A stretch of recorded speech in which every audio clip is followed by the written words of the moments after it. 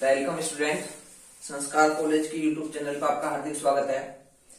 अभी तक जो हम बात कर चुके हैं, अभी तक हम सिंपल टिश्यू में जो हमने बात कर रहे थे वहां पर पेरेंकाइमा की अपन बात कर चुके हैं। आज जो हम बात करने वाले हैं, तो पहले हम पेरेंकाइमा की बात कर चुके हैं। जो नेक्स्ट बात करेंगे हम, वो बात करेंगे हम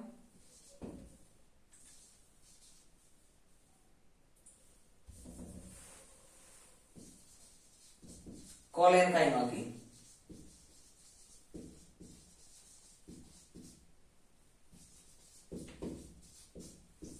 स्थूल कोण ऊतक। ठीक है, तो जो हम नेक्स्ट बात करने वाले हैं वो बात करने वाले हैं अपन कोलेनकाइमा की स्थूल कोण ऊतक, स्थूल कोण ऊतक की। ठीक है, तो यहां देखिएगा, यहां पे क्या है कि जो कोशिकाएं हैं, जो कोशिकाएं हैं, उन कोशिकाओं पे जो कुछ पदार्थों का जमाव हो जाता है, जिसे अपन निक्षेपण बोलते हैं। ठीक है, तो यहां पे क्या है कि जो कोशिकाएं हैं, उन कोशिकाओं के जो कॉर्नर्स हैं, जो कोने हैं, वहां पे कुछ पदार्थों का क्या हो जाता है, जमाव हो जाता है। उस कोशिकाओं के कोनों पर कुछ पदार्थों के जमाव के कारण जो इन कोशिकाओं के कोने हैं, कोने कैसे मोटे, कोशिकाओं के कोने कैसे हो जाते हैं, मोटे हो जाते हैं यहाँ पे। ठीक है, जैसे मैं अगर बात करूं कि ये कोई एक कोशिका है, इस प्रकार की कुछ कोशिकाएं हैं ये। ठीक है, अगर हम यहां पे बात करें, ये कुछ कोशिकाएं, अगर इन कोशिकाओं के जो कोने हैं, यहां पे कुछ पदार्थों का अगर जमाव हो जाता है, यहां पे कुछ पदार्थों का अगर जमाव हो जाता है, तो इन कोशिकाओं को या इस प्रकार की कोशिकाओं को अपन क्या बोलेंगे, स्थूल या कोलेनकाइमा कोशिका। कौन सी कोशिकाएं बोलेंगे इन्हें, कोलेनकाइमा कोशिकाएं बोलेंगे। तो मैंने अपन अभी तक क्या बात की आपसे कि अगर कोशिकाओं के कोनों पे कुछ पदार्थों का क्या हो जाता है, यहाँ पे जमाव हो जाता है, तो ऐसी कोशिकाओं को या फिर इस प्रकार से निर्मित जो कोशिकाएं, उन कोशिकाओं को क्या बोलेंगे अपन, स्थूल कोण ऊतक या कोलेनकाइमा। लेकिन यहाँ पे कौन से पदार्थों का जमाव होता है। ठीक है, तो पहली बात है, ये बात ध्यान रखना कि ये कैसे ऊतक हैं, ये हैं जीवित यांत्रिक ऊतक हैं। कैसे ऊतक है ये, जीवित यांत्रिक, मतलब यहां पे क्या है, ये जीवित प्रकार के लिविंग है। ठीक है, अब लिविंग है तो यहां पे अगर मैं पदार्थों के निक्षेपण की बात करूं कि यहां पे कौन कौन से पदार्थों का निक्षेपण होता है, तो जो मुख्यतः यहां पे होता है, मुख्यतः तो होता है यहां पे पेक्टिन का। किसका जमाव होता है यहाँ पे, पेक्टिन का। जो मुख्यतः जमाव होता है वो किसका होता है यहाँ पे, पेक्टिन का। पेक्टिन के अलावा यहाँ पे हेमिसेल्यूलोज,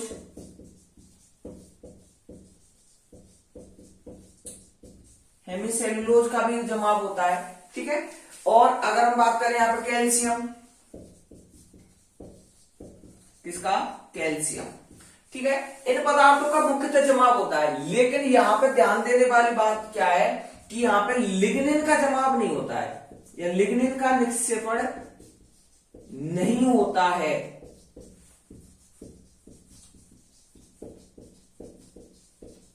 ठीक है, यहाँ पे लिग्निन का, अगर यहाँ पे मुख्यतः जो बात ध्यान देने वाली है वो क्या है कि यहाँ पे लिग्निन का निक्षेपण नहीं होता है। क्यों कि अगर यहाँ पे लिग्निन का निक्षेपण हो जाएगा तो लिग्निन क्या है के लिए, जल के लिए कैसा होता है, ये जल के लिए ये होता है अपारगम्य।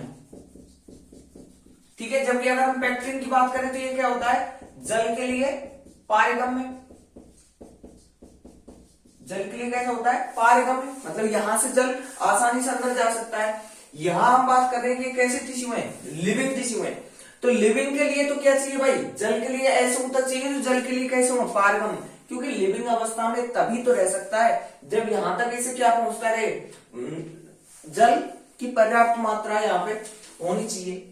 ठीक है, तो यहाँ पे कैसे पदार्थों का निक्षेपण होगा, यहाँ पे पेक्टिन, हेमिसेल्यूलोज, कैल्शियम, ऐसे पदार्थों का जमाव होगा जो जल के लिए कैसे होंगे, पारगम्य। लेकिन लिग्निन की अगर हम बात करें तो लिग्निन तो कैसा होता है, जल के लिए अपारगम्य होता है। अगर यहाँ पर ये जल के लिए अपारगम्य है तो ये क्या करेगा, इसे जीवित अवस्था में नहीं रहने देगा। इसी वजह से यहां पे क्या है, लिग्निन का निक्षेपण नहीं होता है। ठीक है, तो हमें अभी कोलेनकाइमा की अपन बात कर रहे थे, तो कोलेनकाइमा में क्या है, यहाँ पर कुछ पदार्थों का क्या होता है, निक्षेपण, और मुख्यतः कौन, पैक्टिन, हेमिसेलुलोज, कैल्शियम, लेकिन यहाँ पे किसका निक्षेपण नहीं होता है, लिग्निन का निक्षेपण यहाँ पे नहीं होता है। ठीक है, इनके कौन है, मोटे हो जाते हैं। ये कैसे ऊतक है, जीवित यांत्रिक ऊतक है। कैसे ऊतक है ये, जीवित यांत्रिक ऊतक है। ठीक है, और एक बात ध्यान देने वाली क्या है कि जो पत्तियां होती है या पत्तियों की जो एपिडर्मिस होती है, उस एपिडर्मिस के नीचे जो एक परत पाई जाती है उसको अपन बोलते हैं हाइपोडर्मिस। क्या बोलते हैं उसे, हाइपोडर्मिस। ठीक है, अगर मैं इसके वितरण की बात करूं कि वितरण कहां कहां पे पाया जाता है इसका, तो वितरण की बात करें तो पहली चीज तो है कि जो हाइपोडर्मिस है, कौन है, हाइपोडर्मिस। हाइपोडर्मिस किससे मिलकर बनी होती है, कोलेनकाइमा से। किससे मिलकर बनी होती है, कोलेनकाइमा से। एक है अपना कॉर्टेक्स, कॉर्टेक्स में भी कौन सी कोशिकाएं पाई जाती हैं, कोलेनकाइमा, या ये इसमें ये कोलेनकाइमा का ही भाग है। ठीक है, तो ध्यान क्या क्या बात है, पहली चीज तो हाइपोडर्मिस। हाइपोडर्मिस किससे निर्मित होती है, कोलेनकाइमा से, और कॉर्टेक्स किससे निर्मित होती है, ये भी कोलेनकाइमा से होती है। ठीक है, लेकिन एक बात यहां पे ध्यान देना कि जो कोलेनकाइमा है ये मोनोकोट में अनुपस्थित। ठीक है, ध्यान, ये बात आप नोट कर लेना कि जो हमारी कोलेनकाइमा है ये मोनोकोट में पूर्णतः अनुपस्थित होगा। यहां पे मतलब मोनोकोट में बिल्कुल भी नहीं पाया जाएगा यहाँ पे। ठीक है, तो मोनोकोट में कौन अनुपस्थित होगा, कोलेनकाइमा अनुपस्थित होगा। ठीक है, तो ये बात अभी तक हम कर चुके हैं, ये बात हम कर चुके हैं। इसके कुछ, इसके क्या क्या मतलब इसके फीचर्स हैं और इसका वितरण कहां कहां पे है। और अगर मैं इसकी उत्पत्ति की बात करूं, इसकी उत्पत्ति की बात करूं तो ग्राउंड मेरिस्टेम से। ठीक है, अगर हम कोलेनकाइमा की उत्पत्ति की बात करें तो इसकी उत्पत्ति कहां से होती है, ग्राउंड मेरिस्टेम भरण मृदूतक से। ठीक है, तो इनकी उत्पत्ति कहां से होती है, ग्राउंड मेरिस्टेम से होती है। ठीक है, तो अभी तक हम कोलेनकाइमा के बारे में कुछ ऐसी बातें कर चुके हैं। ठीक है, अब यहां से अगर हम आगे बात करते हैं तो ये कोलेनकाइमा है, इसके भी कुछ के जो इन पदार्थों का जमाव है, इन पदार्थों का जो जमाव है, इन पदार्थों के कि ये कहां पे जमा हो रहे हैं, इसके आधार पर भी हमें इन जो कोलेनकाइमा है इसे आगे हम 3 भागों में डिवाइड करेंगे। लेकिन पहले आप यहां तक कुछ जो है ये नोट कर लेते हैं, उसके बाद में हम इसके जो 3 प्रकार हैं उनकी बात करेंगे। तो लिखिएगा, कोलेनकाइमा में लिखिएगा, इसे जीवित यांत्रिक ऊतक कहते हैं, या सॉरी ये जीवित यांत्रिक ऊतक होते हैं, ये जीवित यांत्रिक ऊतक होते हैं, जीवित यांत्रिक ऊतक होते हैं। नेक्स्ट लिखना, इस प्रकार के ऊतक में, इस प्रकार के ऊतक में, इस प्रकार के ऊतक में कोशिका भित्तियों पर, इस प्रकार के ऊतक में कोशिका भित्तियों पर पदार्थों के जमाव, पदार्थों के जमाव या स्थूलन, पदार्थों के जमाव या स्थूलन के कारण, जमाव या स्थूलन के कारण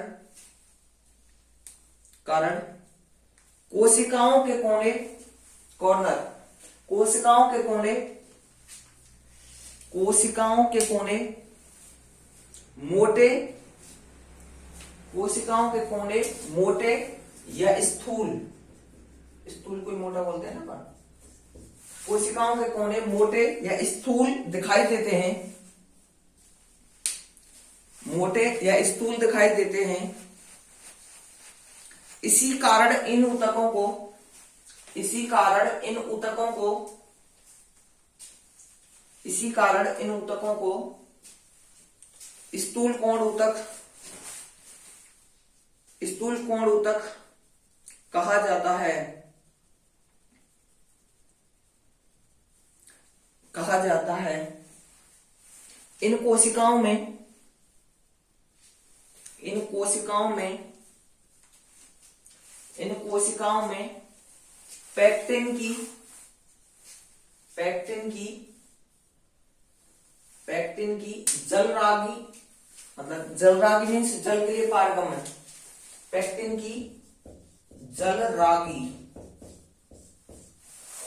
पैक्टिन की जलरागी प्रकृति के कारण, जलरागी प्रकृति के कारण, प्रकृति के कारण कोशिका भित्तियां, कोशिका भित्तियां, कोशिका भित्तियां लचीली होती हैं, कोशिका भित्तियां लचीली हो जाती हैं, लचीली हो जाती हैं। इसके अलावा, इसके अलावा, इसके अलावा कोशिका भित्तियों पर, कोशिका भित्तियों पर कैल्शियम का जमाव भी, पर कैल्शियम का जमाव भी, कैल्शियम का जमाव भी पाया जाता है, कैल्शियम का जमाव भी पाया जाता है। नेक्स्ट देखना, इन कोशिका भित्तियों में, इन कोशिका भित्तियों में, इन कोशिका भित्तियों में, इन कोशिका भित्तियों में cellulose, cellulose, hemicellulose, cellulose, hemicellulose व पैक्टिन, सेल्यूलोज, हेमीसेल्यूलोज व पैक्टिन पाया जाता है, पैक्टिन पाया जाता है। ठीक है, यहां पे ये भी लिख लेना कि लिग्निन, नोट करके लिख देना यहां पे कि लिग्निन अनुपस्थित होता है, लिग्निन अनुपस्थित होता है, लिग्निन का निक्षेपण नहीं पाया जाता है,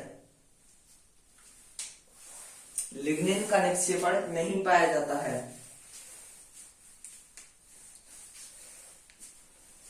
फिर इसके ओरिजिन लिख लेना, उत्पत्ति कहां से होती है, ओरिजिन, ओरिजिन कहां से होगा इसका, ग्राउंड मेरिस्टेम, तो उत्पत्ति लिख लेना इसकी ग्राउंड मेरिस्टेम वर्णमय ऊतक से, ग्राउंड मेरिस्टेम वर्णमय ऊतक। फिर इसका लिख लेना वितरण, फिर लिखना है इसका वितरण, वितरण में लिखना कोलेन काइमा, कोलेन काइमा, कोलेन काइमा कॉर्टेक्स या हाइपोडर्मिस, कॉर्टेक्स या हाइपोडर्मिस,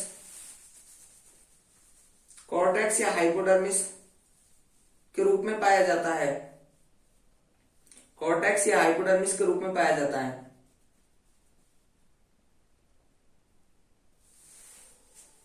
और फिर यहां भी नोट करके लिख लेना कोलेन काइमा, नोट करके लिख लेना कोलेन काइमा मोनोकोट या एक बीजपत्री पादपों में, कोलेन काइमा मोनोकोट या एक बीजपत्री पादपों में अनुपस्थित होता है, कोलेन काइमा एक बीजपत्री पादपों में अनुपस्थित होता है।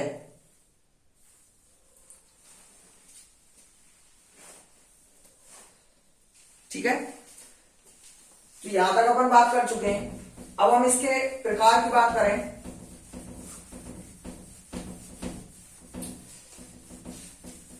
यहां तक अपन कोलेन काइमा के कुछ जनरल जो कैरेक्टर्स हैं उनकी बात कर चुके हैं यहां तक।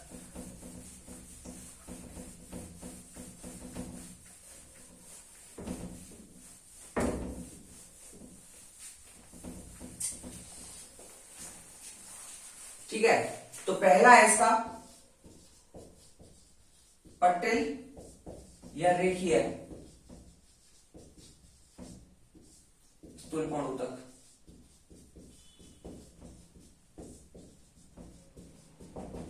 अगर मैं पट्टी है या रेखीय स्थूल कोण ऊतक की बात करूं मैं, तो देखिएगा, तो यहां पे क्या होगा कि जैसे ये कोई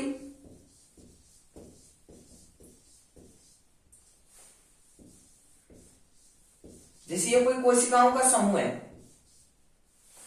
ठीक है।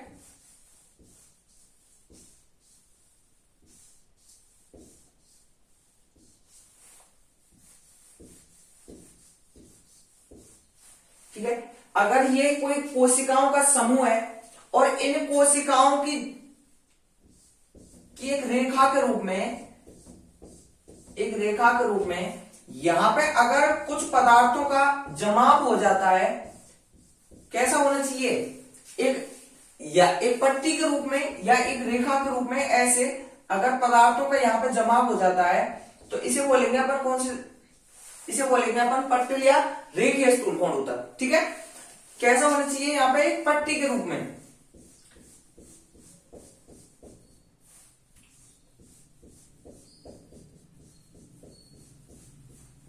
ठीक है, तो एक पट्टी के रूप में अगर यहां पे अगर कुछ पदार्थों का जमाव हो जाता है तो इसे अपन कौन सा बोल देंगे। और अगर मैं इसके एग्जाम्पल की बात करूं तो इसमें है सूर्यमुखी के तने की हाइपोडर्मिस, तने की हाइपोडर्मिस। ठीक है, तो पहला कौन सा हो गया हमारा, पट्टी या रेखीय स्थूल कोण ऊतक। यहां पे क्या है कि यहां पे एक पट्टी के रूप में, एक पूरी रेखा के रूप में यहां पे पदार्थों का निक्षेपण हो जाएगा। अब पदार्थों का निक्षेपण पैक्टिन हो सकता है, कैल्शियम हो सकता है, सेलुलोज, हेमिसेलुलोज, कुछ भी हो सकता है। ठीक है, तो पहला अपना हो गया पट्टी या रेखीय स्थूल कोण ऊतक। पहले ये बना लीजिएगा एक बार,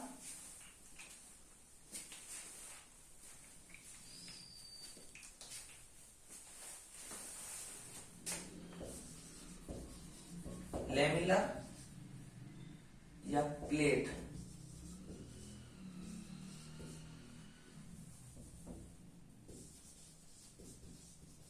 कॉलेनकाइमा। इसमें लिखिएगा एक बार, ये बना लिया, एक बार ऐसे बना लीजिएगा। और ये क्या है यहां पे कुछ पदार्थों का ये जमाव है।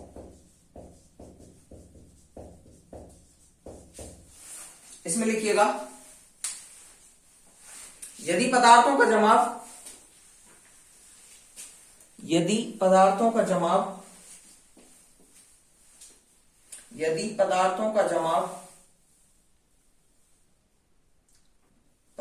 जमाव कोशिका की स्पर्श रेखीय भित्तियों पर, कोशिका की स्पर्श रेखीय भित्तियों पर होता है, यदि पदार्थों का जमाव कोशिका की स्पर्श रेखीय भित्तियों पर होता है, इस प्रकार के निक्षेपण के कारण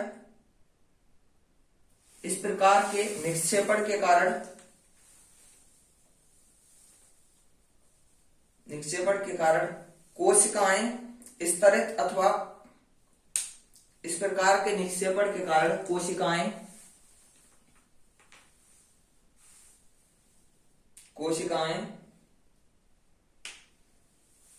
स्तरित अथवा पट्टिकाओं जैसी नजर आती हैं, पट्टिकाओं जैसी नजर आती हैं। इसके उदाहरण लिख लेना, सूर्यमुखी के तने की हाइपोडर्मिस।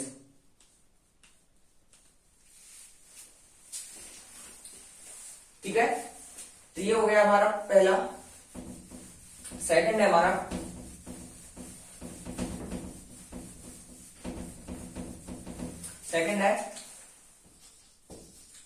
कोणीय स्थूल कोण ऊतक।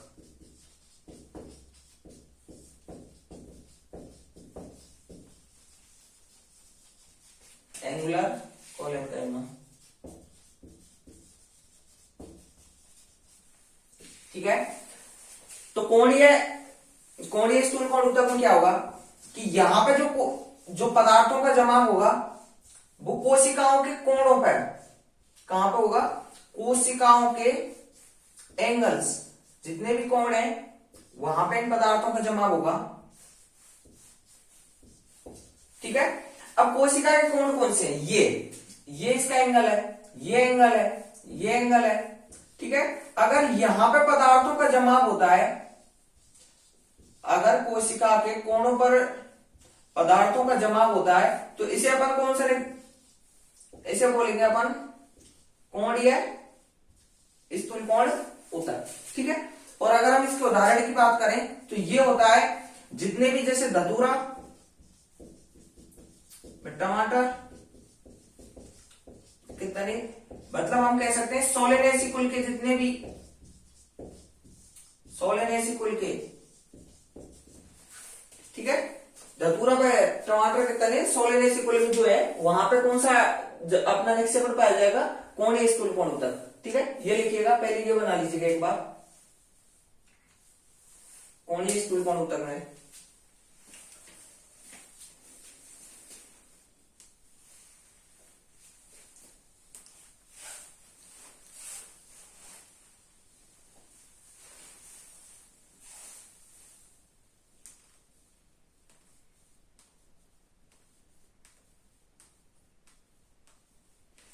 लिखिएगा, जब पदार्थों का जमाव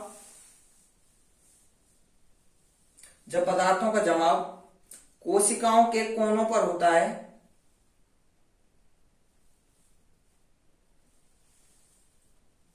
जब पदार्थों का जमाव कोशिकाओं के कोनों पर, कॉर्नर्स पर होता है,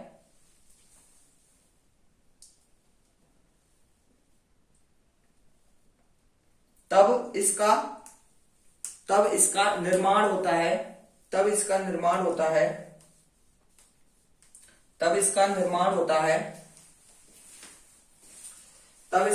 होता है। इसके एग्जाम्पल में लिख लेना, धतूरा में टमाटर के तने, धतूरा में टमाटर के तने,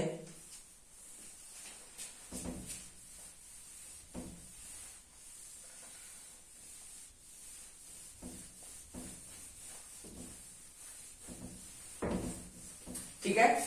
इसका जो लास्ट है वो है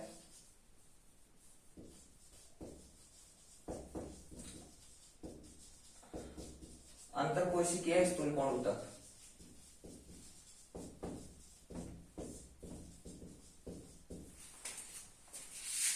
लेखू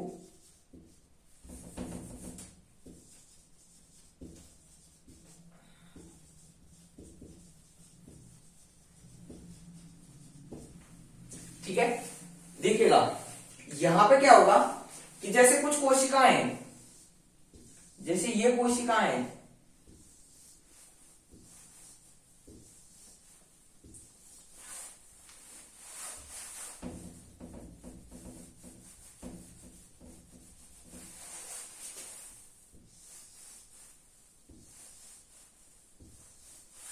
जैसे ये कोशिकाएं, अगर इन कोशिकाओं के बीच में, जैसे यहां पे मैं पहले ही अलग बना देता हूं,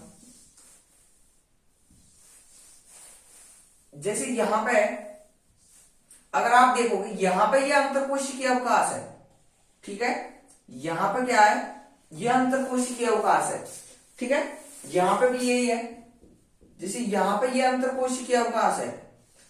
अगर कुछ पदार्थों का निक्षेपण, अगर इन अंतरकोशिकीय अवकाशों की जो भित्तियां हैं, भित्तियां कंप्लीट नहीं होना चाहिए, जो अंतरकोशिकीय अवकाशों की जो भित्तियां हैं, अगर इन भित्तियों पे अगर पदार्थों का जमाव हो जाता है तो इसे बोलेंगे अपन अंतरकोशिकीय स्थूल कोण ऊतक। ठीक है, यहां पे देख लेना कि जो अंतरकोशिकीय अवकाश हैं, इन अंतरकोशिकीय अवकाशों की जो भित्तियां हैं, इन भित्तियों पे जब पदार्थों का जमाव हो जाएगा इसे बोलेंगे अपन अंतरकोशिकीय स्थूल कोण ऊतक। और इसके अगर हम एग्जाम्पल की बात करें तो इसका एग्जाम्पल है कुकुरबिटा का तना, या कुकुरबिटा के तने की हाइपोडर्मिस। ठीक है, इसमें लिखिएगा यदि पदार्थों का जमाव, पहले तो ये बना लीजिएगा एक बार, पहले तो ये बना लीजिएगा एक बार, और फिर लिखिएगा यदि पदार्थों का जमाव, यदि पदार्थों का जमाव, यदि पदार्थों का जमाव, यदि पदार्थों का जमाव अंतरकोशिकीय अवकाशों की, यदि पदार्थों का जमाव अंतरकोशिकीय अवकाशों की, अंतरकोशिकीय अवकाशों की भित्तियों पर होता है, कि भित्तियों पर होता है, भित्तियों पर होता है, तो इसे अंतरकोशिकीय स्थूलकोण ऊतक कहते हैं, अंतरकोशिकीय स्थूलकोण ऊतक कहते हैं। इसका एग्जांपल लिख लेना, कुकुरबिटा के तने की हाइपोडर्मिस, कुकुरबिटा के तने की हाइपोडर्मिस। ठीक है, तो आज हमने कोलेनकाइमा के बारे में जो बात की है, तो कोलेनकाइमा के बारे में आपको बस ये ध्यान रखना है, पहली चीज ये कैसा है, लिविंग है। पहली बात कैसा है, ये लिविंग है, मतलब जीवित है, तो एक जीवित ऊतक है, लिविंग टिश्यू है। यहां पे क्या है, कुछ पदार्थों का जमाव होता है, और पदार्थों का जमाव मुख्यतः होता है कौन सा, पेक्टिन। पेक्टिन के कारण क्या है कि यहाँ पे जो पेक्टिन है, पेक्टिन के जमाव के कारण यहाँ पे जो इसकी जल है, जल के लिए इसकी पारगम्यता बनी रहती है, इसी वजह से लिविंग होता है, और इसकी वजह से जो इसकी सॉफ्टनेस है वो बनी रहती है यहाँ पे। ठीक है, दूसरी बात क्या है, ध्यान देने वाली बात यही है, मोनोकोट में अनुपस्थित होता है, तो एक बीजपत्री पादपों में क्या है, ये अनुपस्थित है। ठीक है, एक बीजपत्री पादपों में क्या है, ये अनुपस्थित है। पेक्टिन के अलावा यहाँ पे सेल्यूलोज, हेमीसेल्यूलोज, कैल्शियम हो सकते हैं। ठीक है, इसे अपन ने 3 भागों में डिवाइड किया था। 3 भागों में डिवाइड करने के बाद 3 भागों में जो हमने इसका डिवाइडेशन किया था वो किसके आधार पर किया था, पदार्थों के जमाव के आधार पर। किसके आधार पर, पदार्थों के, जहां जहां पदार्थों का जमाव हो रहा है उसके आधार पर। एक तो अपने स्तरित बात की थी, जो एक रेखीय पट्टियों के रूप में हो जाता है, एक इसके एंगल्स में हो जाता है, एक इसके जो अंतरकोशिकीय अवकाश है उनके आधार पर हमें इसे 3 भागों में अपने डिवाइड कर दिया था। तो आज हमने जो इसके कुछ कोलेनकाइमा के कुछ जनरल कैरेक्टर्स और इसके जो टाइप्स हैं उनकी अपन बात कर चुके हैं। अब इसके कुछ कार्य हैं, उनकी बात हम नेक्स्ट वीडियो में करेंगे। तब तक के लिए धन्यवाद।